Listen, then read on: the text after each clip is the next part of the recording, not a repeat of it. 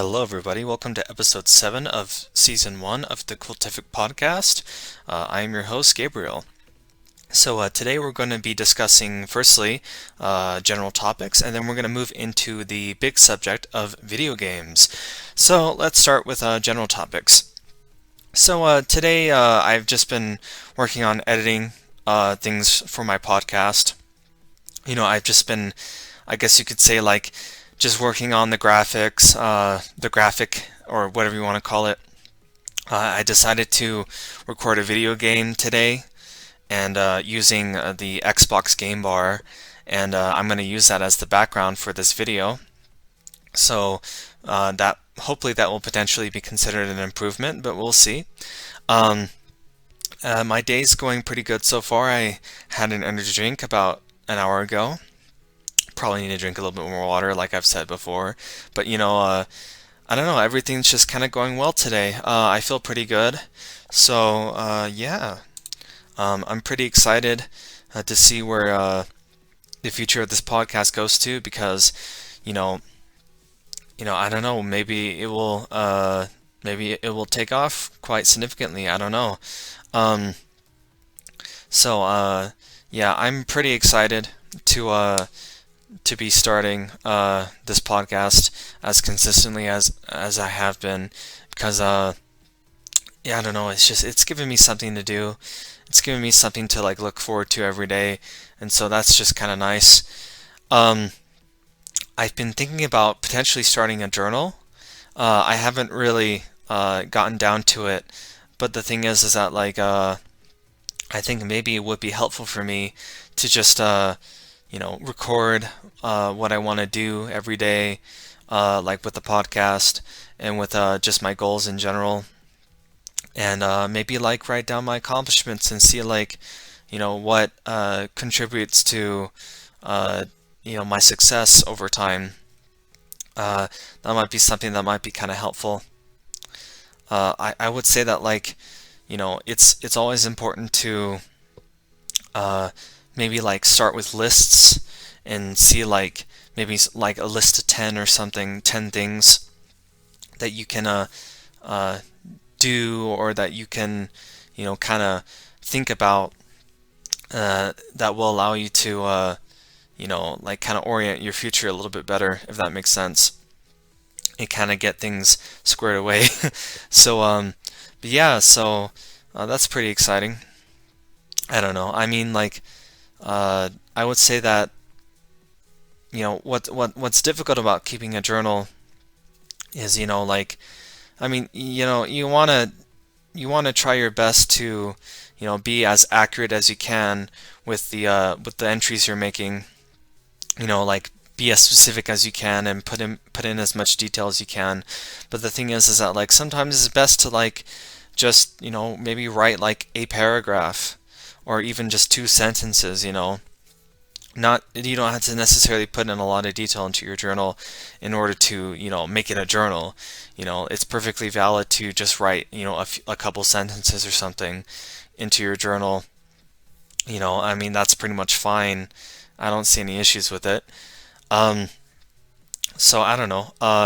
Another thing that's kind of been going on is that my family's been traveling around. uh they went to a place called SpiritCon, which takes place in Salt Lake City. And SpiritCon's kind of interesting because like I guess it's about like spirituality and like kind of alternative religion and stuff like that, like occultism and things like it. It seems to be a fairly interesting event or conference. I've considered going, but I don't know. I don't know if I have the means to do it right now, but that might be kind of a fun thing to get involved in. By the way, if you guys ever find yourselves down in Utah, there's a place called Lagoon, which is basically like this huge amusement park, and you can go there and go on roller coasters and Ferris wheels and stuff like that. It's pretty fun. I remember the days when I was with my mother and I was a little kid, and I go on the roller coasters, and it was like kind of scary. Like I didn't really want to experience that too many times over. Like the roller coasters can be quite frightening and just generally intimidating, I would say. Like some of them like go on multiple loops, and some of them like go really fast. And I don't know, I would just say that it's a little spooky. So yeah, be careful when you're going to Lagoon. You don't necessarily want to like, I don't know, freak yourself out, but I think it's worth it ultimately. Uh, so another update is I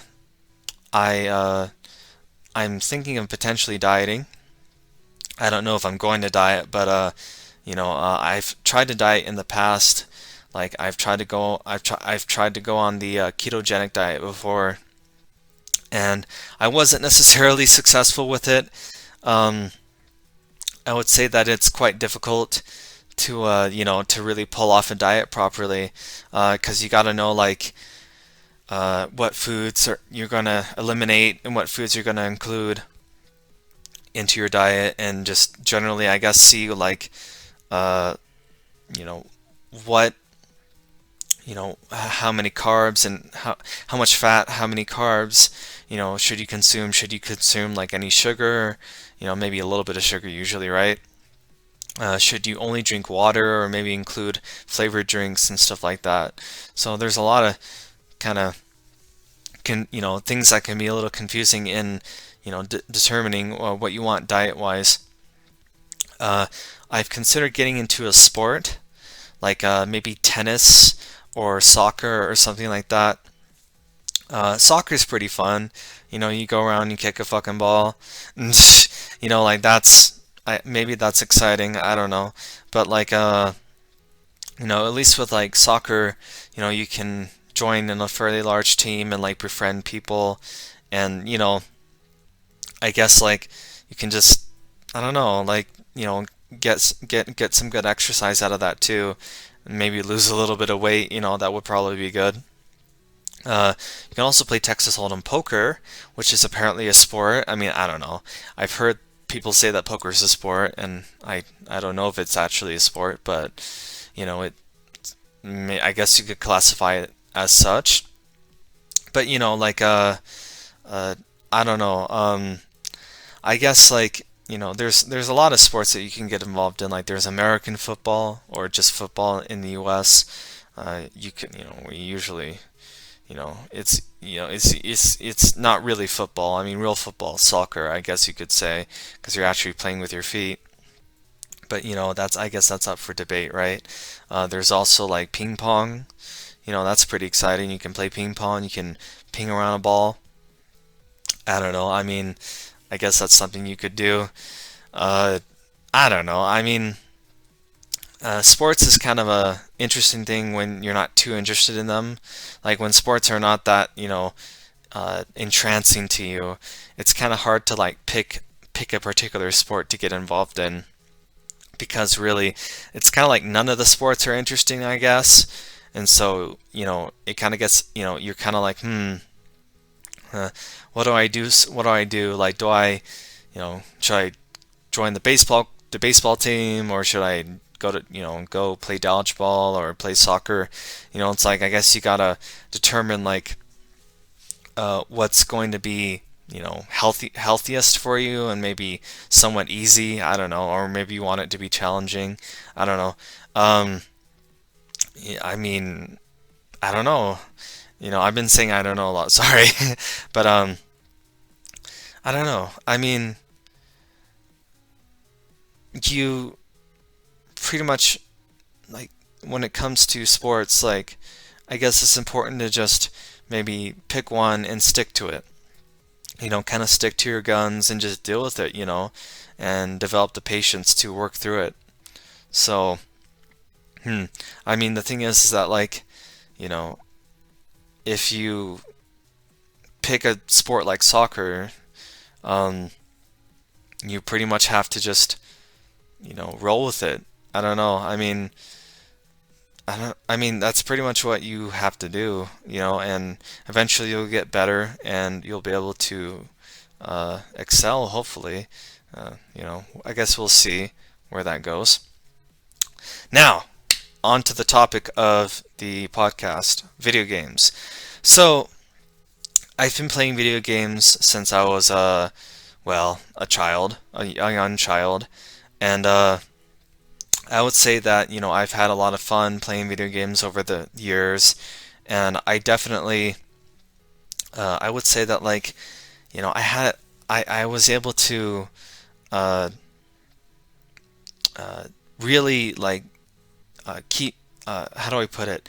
I was really able to find a sense of peace uh, in video games. Like just to kind of start off with a franchise. I started playing Metroid when I was 2, 3 years old, and I'll tell you what, man, Metroid's a really fun franchise. You kind of go around and you hunt aliens, blow up planets, collect different items and stuff like that. And it's just, I don't know, I guess you could say it's like, it's like it's a little bit of a, it's not necessarily like a puzzle game, but you kind of go through these different like caverns, different parts of like whatever planet you're on or space station you're on, whatever, and you go and like I said, collect items and kill aliens and stuff like that. I don't know. I guess it's pretty fun, I would say. But the thing is that with Metroid, it can be a little confusing because often in those games you can get lost. Like even if a map's included, it can become a little confusing. You can easily find yourself not knowing where to go, and sometimes when it comes to the bosses, they can be pretty difficult. Uh, I would say that uh, the bosses, like there's Ridley, who's kind of like a dragon, and then there's Mother Brain, who's a giant brain. you know, um, Mother Brain's kind of a spooky character because I guess you refer to it as a female, but she basically, and this is a spoiler, just so you know, like in Super Metroid, you kill her and she's kind of in this vat, and then she turns into this giant monster, and you kill it, you kill her by having like the baby Metroid, which is like this little, like it starts off as this little Metroid creature you find in Metroid 2. And then it turns into this giant monster by Super Metroid, and it kills Mother Brain for you, and then Mother Brain kills it. Well, it doesn't kill Mother Brain. I guess it drains Mother Brain of its life, and then Mother Brain sucks, or fires, these little rings at the Metroid, and then it dies, and it's pretty sad. But Mother Brain's kind of a freaky character. There's another character in the Metroid Prime series. I think it's called like an Aurora unit or something like that. Aurora unit, and basically the Aurora unit is similar to Mother Brain, but it's like this big supercomputer that kind of operates like a spaceship, or even like helps to operate, a planet or something. And one of the Aurora units basically becomes dysfunctional, and it becomes corrupt, and tries to I think it either tries to take over like the society it's in, or well, like the planet or something, or or maybe it just goes into hiding and tries to no, here's what happens.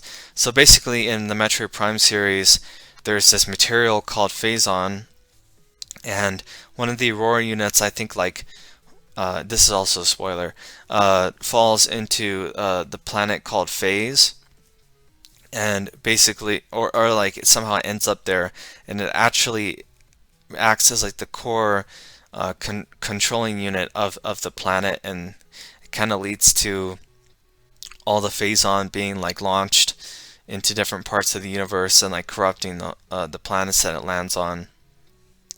So I don't know. That's pretty strange, I guess. When yeah, another interesting game series is the Mother series, and the Mother series was produced by a creator named Shigesato Itoi from Japan, and the Mother series is basically like a series of RPGs that involve like everyday people, kids basically, that kind of live in, yeah, with the exception of Mother 3, they live in fairly normal, kind of like Americana-esque environments. And like in the case of Mother 2 or Earthbound, you're basically Ness, and you go around and and you know uh, go to these different sites that and collect a melody from them. And basically, in collecting the melody, it kind of allows you to um, like progress further in the game, obviously, but also it gives you the ability to defeat the final boss and all that stuff. But in Earthbound, it's interesting because like in the beginning, you kind of start off as just this kid that hears an asteroid fall outside, and you basically just you live a normal life, and then a little bee, and this is a spoiler, but a little bee visits and tells you, hey, you got to save the world and stuff. So you kind of go around and you level up, Nest the character, and then you encounter more characters who will help you along your way, and ultimately you have up to 4 characters to play. And yeah, so it's pretty fun to play Earthbound, I would say. It came out in the mid '90s, and it was kind of funny because like the marketing for the game wasn't very successful in the U.S. because it just wasn't marketed properly. The marketing kind of pointed to the game as being like crappy. Just not really, just kind of implying that the game's not very good, and so it kind of led to the game not being very successful. Uh, but I would say that Earthbound's a pretty quirky, unique game. And then there's also Mother 3, which was only released in Japan, but a group of people online translated the Japanese into English a while ago, and hopefully we'll get a official English translation into yeah, here here in America, but for now we have to use the fan translation. But Mother 3's basically you play as Lucas, and I don't know like how Mother 3 ties to Earthbound. It's apparently like several hundred or thousand years into the future, and basically, spoilers, this civilization kind of settles on these islands called the Nowhere Islands, and they basically just kind of live a humble life, and then the villain of the game uh, basically instates like this rapid industrialization uh, uh, onto the islands, and that slowly corrupts the people because everything, there's money, and everything slowly modernizes, and so like I guess you could say the older values of just simple village life kind of decay, and it leads to the protagonist Lucas, uh, you know kind of the same situation. He has, instead of going and collecting melodies, he has to collect needles, and basically the needles are they kind of keep this dragon asleep.